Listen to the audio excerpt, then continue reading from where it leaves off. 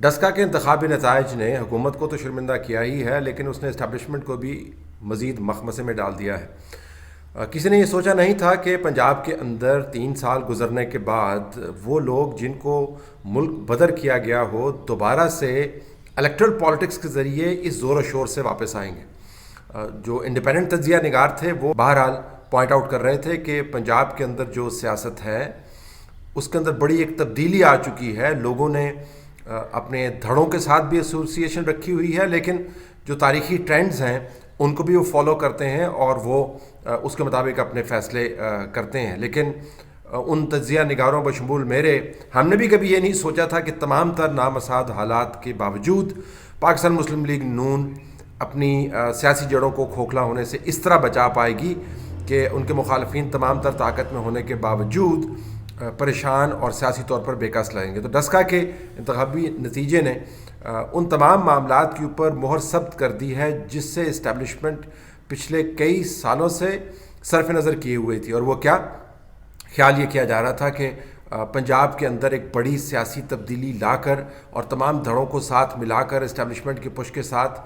ایک نیا سیاسی کلچر یا ثقافت پنپے گا جس کے اندر شریفوں کے خاندان کی کوئی گنجائش نہیں ہوگی، اور اگر نون لیگ نے سروائیو کرنا ہے تو وہ شریفوں کے بغیر ہی سروائیو کر پائے گی۔ 3 سال کے بعد ضمنی آفٹر ضمنی ہونے کے بعد یہ بڑا واضح ہو گیا ہے کہ یہ تجربہ مکمل طور پر ناکام ہو گیا ہے۔ تو اسٹیبلشمنٹ کا مخمصہ ایک تو یہ ہے کہ 2018 کا تجربہ جس مفروضے کی بنیاد پر کیا گیا تھا، ڈسکا کے انتخاب کے نتیجے نے اس کے اوپر ایک آخری کیل جو ہے وہ ٹھونک دی ہے۔ دوسرا، بہت آسانی ہوتی اگر موجودہ نظام کے اندر بزدار صاحب اور عمران خان سمیت اتنی جان ہوتی کہ ایک ضمنی انتخاب کے نتیجے یا 2 ضمنی انتخابات کے نتیجے سے ملنے والے دھچکے کو ایبزارب کر لیتے اور اس کے بعد کوئی نیا لائعمل بناتے اور لوگوں کے ساتھ دوبارہ سے ریکنیکٹ کرتے۔ تو اسٹیبلشمنٹ کا خیال یہ بھی تھا کہ ہر اہم منسٹری کے اندر اپنا ایک نمائندہ خصوصی بٹھا کر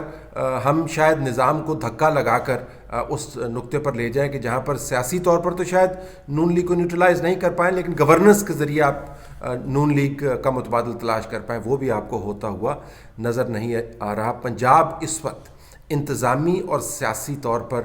اپنے بدترین دور میں سے گزر رہا ہے۔ تو جتنی دیر آپ اسے صرف نظر کرتے رہیں گے اتنی دیر ہی اسٹیبلشمنٹ کے اندر سے اب یہ آواز آ رہی ہے اپنی کنسٹیچوئنسی، وہ تمام 70-75% فوج جس کی کنسٹیچوئنسی پنجاب ہے وہاں سے ڈرا کی جاتی ہے نیومیریکلی، ظاہر ہے سب سے بڑا صوبہ ہے تو وہاں سے نمبرز بھی اتنے ہی ہوں گے۔ وہ تمام کے تمام لوگ جو ہیں پنجاب کی دگردوں صورتحال کو بڑے قریب سے دیکھتے ہیں، اور پھر ظاہر ہے یہ دگردوں صورتحال فلٹر اپ بھی ہوتی ہے اور فیڈ بیک کے طور پہ آتی ہے۔ تو گورننس کا جو حال ہے وہ اتنا مخدوش ہو چکا ہے کہ اب اس کو وینٹیلیٹر کے اوپر رکھنے سے بھی گزارا نہیں ہوگا۔ تو دوسرا مخمصہ یہ ہے کہ چلیں سیاسی طور پر تو نون لیگ نہیں توڑ پائے، انتظامی طور پر اور گورننس کے اعتبار سے کیا ہم اس کو توڑ پائیں گے، تو وہ بھی مخمصہ جو ہے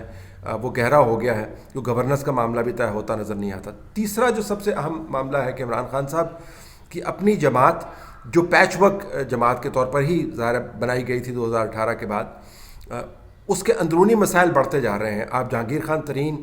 کی اٹھان کو دیکھ رہے ہیں، ظاہر ہے کہیں سے آشیرواد بھی ہے، لیکن جہانگیر خان ترین خود بھی یہ سمجھتے ہیں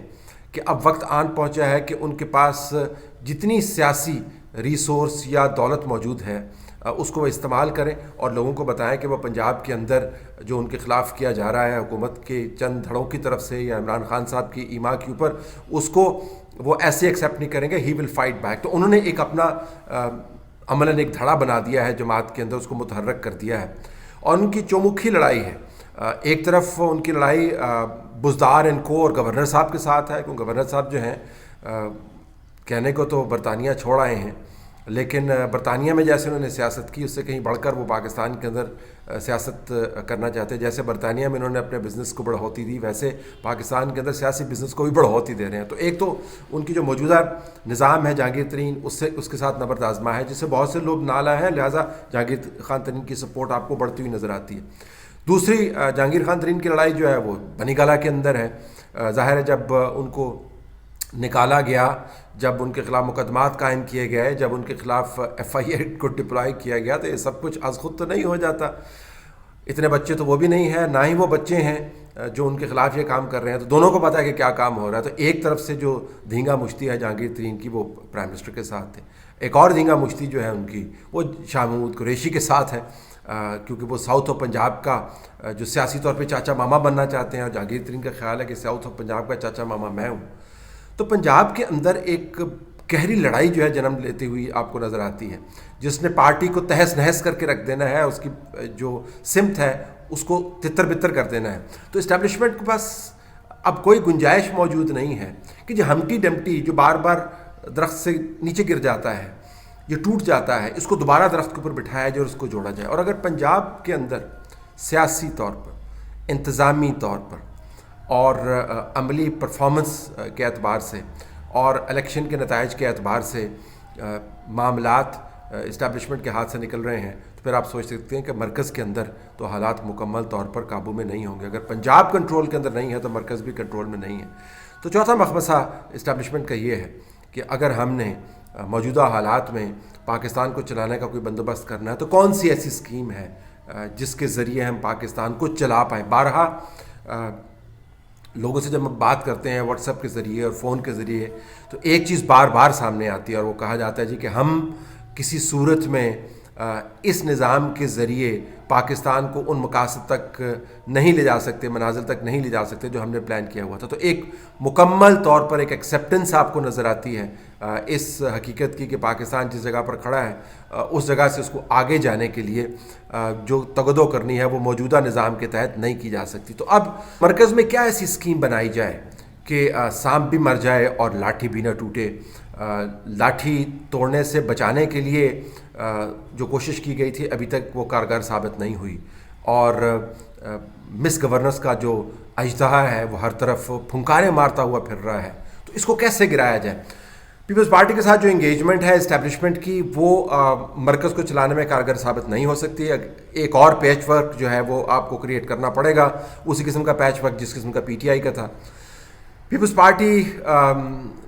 پی ٹی آئی سے ٹوٹے ہوئے لوگوں کے ساتھ مل کر، چودھریوں کے ساتھ مل کر، مختلف قسم کے باپ نما دھڑے ساتھ ملا کر پنجاب کے اندر ایک پیچ ورک شاید چلا لے، لیکن اس سے ملک تو نہیں چلے گا۔ پیچ ورک تو ابھی بھی موجود ہے۔ ایک خیال کیا جاتا تھا کسی زمانے میں کہ اگر حالات بہت خراب ہوئے تو ہم ٹیک اوور کر لیں گے، لیکن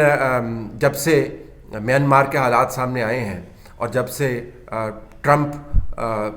کی بادشاہت ختم ہوئی ہے اور دنیا کے حالات بدلے ہیں، اب یہ آپشنز بھی نیرو ڈاؤن ہو گئے۔ اور ویسے بھی جنرل قمر جاوید باجوہ جو ہیں وہ اپنی ایکسٹینڈڈ ٹینیور کے 5ویں سال میں ہیں، 1.5 سال ان کا اور مزید بچتا ہے۔ ان حالات کے اندر ایسے انتہائی اقدام جو سیاسی، قانونی، بین الاقوامی طور پر ویسے ہی بہت متنازع ہوں، ان کا آپ سوچ بھی نہیں سکتے۔ تو یہ جو آپشن تھیوریٹیکل آپشن تھا یہ بھی ہاتھ سے نکل گیا ہے۔ عمران خان کا تجربہ جو ہے وہ اسٹیبلشمنٹ کے لیے ایک ایسے معاملے کی طرح ابھر کے سامنے آیا ہے کہ جس کو نہ یہ اگل سکتے ہیں اور نہ نگل سکتے ہیں۔ روزانہ کے حالات، ڈسکا کے انتخابی نتائج سمیت، پارٹی کے اندر کی ٹوٹ پھوٹ سمیت بار بار